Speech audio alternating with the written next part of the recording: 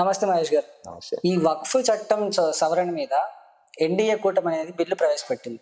దీన్ని ప్రతిపక్షాలు తీవ్రంగా ఖండించి మండిపడ్డాయి. సో ఇది ఎంతవరకు కరెక్ట్ అంటారు? ఈ వక్ఫ్ చట్టం అనేది ఏదైతే ఇండియాకి కరెక్టా లేకపోతే రాంగ్ అంటారు?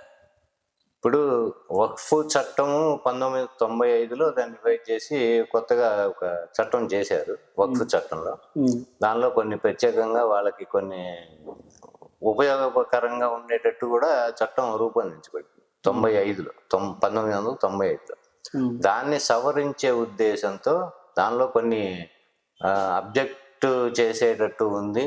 ప్లస్ కొన్ని వివాదానికి దారితీసే పరిస్థితులు కూడా ఫ్యూచర్లో రావచ్చనే ఉద్దేశంతో దాన్ని సవరించే ఉద్దేశంతో ఎన్డీఏ గవర్నమెంట్ సవరణ బిల్లును ప్రవేశపెట్టింది.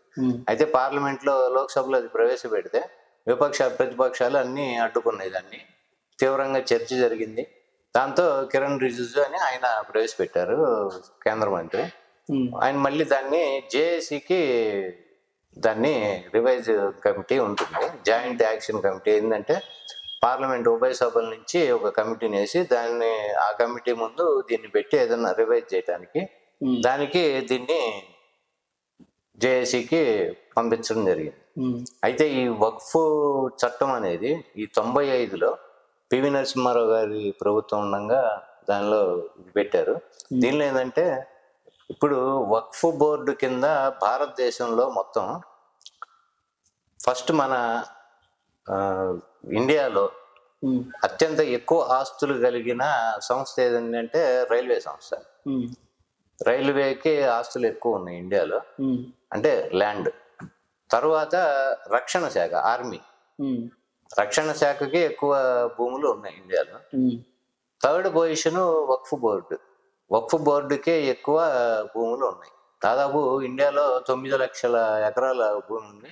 దాని కాస్ట్ వచ్చి దాదాపుగా 1.5 లక్షల కోట్ల వరకు ఉండొచ్చు. అయితే దీనిలో ఏంటంటే వక్ఫ్ బోర్డు ఎక్కడైనా సరే ఈ భూమి మాది అని అంటే వేరే ఇంకెవరికి దాని మీద అధికారం లేదు. ఇక వాళ్ళు దాన్ని అంటే ఎలా అండి? ఇప్పుడు నా భూమి ఉందనుకోండి, నా దగ్గర ఏదైతే దానికి సంబంధించిన డాక్యుమెంట్స్ ఉంటాయి, మా తాత పేరు మీద, నా పేరు మీద, ఎవరో ఒకరి పేరు మీద ఉంటుంది.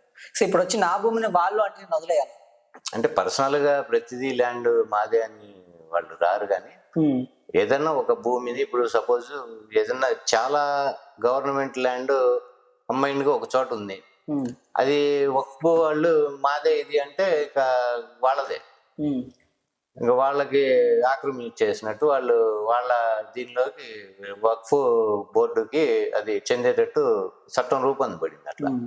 అయితే దీనిలో 1995 సెక్షన్ 40 ప్రకారం ఆ అధికారం వక్ఫ్ బోర్డుకి ఇవ్వబడింది. అటువంటివి ఒక 44 సవరణలు ఇటువంటివి తీసేయటం కానీ, లేదా వక్ఫ్ బోర్డులో జరుగుతున్న విషయాలు కానీ ఎవరైనా దాతలు వాళ్ళకి ఇచ్చినవి మళ్ళీ ఎవరు వెనక్కి తీసుకునే అవకాశం లేకుండా కూడా చట్టంలో ఉంది, వక్ఫ్ చట్టంలో. ఇటువంటివి కొన్ని ఉన్నాయి. దానిలో ఒక 44 సవరణలు చేసి ఎన్డీఏ ప్రభుత్వం పార్లమెంట్ లో ప్రవేశపెట్టింది బిల్లు. దాన్ని ఇప్పుడు వీళ్ళు అడ్డుకున్నారు. దాంతో జేఏసీకి దాన్ని రివైజ్ కమిటీకి దాన్ని పంపించారు. ఎందుకు ఈ ప్రత్యేకంగా వక్ఫ్ చట్టం మీద ఎందుకు దృష్టి పెట్టాల్సి వచ్చిందంటారు పార్లమెంట్ లో? అంటే ఇప్పుడు పెట్టాల్సి వచ్చింది అంటే ఇప్పుడు వరుసగా కొన్ని పనులు వాళ్ళు చేసుకుంటూ పోతున్నారు. ఫేజ్ 1లో 14 to 19, 19 to 24. ఇప్పుడు దీని మీద వీళ్ళు పడ్డారు. కానీ ఒక రకంగా చెప్పాలంటే కొన్ని సవరణలు అయితే జరగాల్సిన అవసరం అయితే ఉంది దీంట్లో. ఎందుకంటే దాత ఏ ఉద్దేశంతో ఇచ్చాడో అది నెరవేర్చాల్సిన బాధ్యత అయితే ఉంది. ఇప్పుడు కొన్ని మనం చూస్తున్నాం, దాత ఏ ఉద్దేశంతో ఇచ్చాడో అది జరగకుండా అన్యాక్రాంతం అయిపోవటం ఇంకోటో జరుగుతుంది.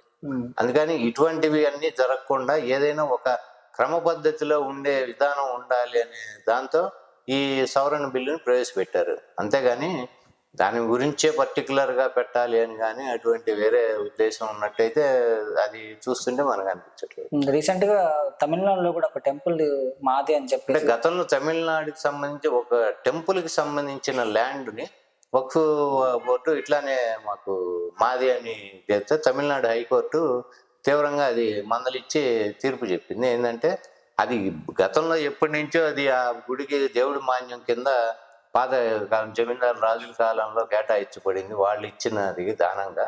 అందుకని ఇది చెల్లదని చెప్పి తమిళనాడు హైకోర్టే వక్ఫ్ బోర్డుకి అగెనిస్ట్ గా తీర్పు ఇచ్చింది.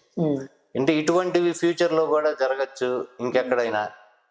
ఈ ఉద్దేశాలు పెట్టుకొని లేకపోతే ఇంకొక ఇప్పుడు మనకి 30 రాష్ట్రాల్లో దాదాపుగా చాలా మనకి ఈ వక్ఫ్ బోర్డు సంబంధించిన సంస్థలు ఉన్నాయి. వీళ్ళు ఏంటంటే ప్రతి రాష్ట్రంలోనూ ఎక్కడైనా ఇటువంటివి జరిగినా కోటి వివాదాలు ఇవి జరగకుండా, ఇటువంటివి ఎప్పుడు ఫ్యూచర్ లో తలెత్తకుండా ఏంటంటే అధికారం అనేది అపరిమితంగా ఉండకూడదు. ఎవరికైనా సరే అధికారం అనేది అపరిమితంగా ఉంటే అది ప్రమాదానికి దారితీస్తుంది. అందుకని ఆ ఉద్దేశంతో కొన్ని సవరణలు చేయడం జరిగింది. ఓకే మహేష్ గారు, థ్యాంక్ యూ.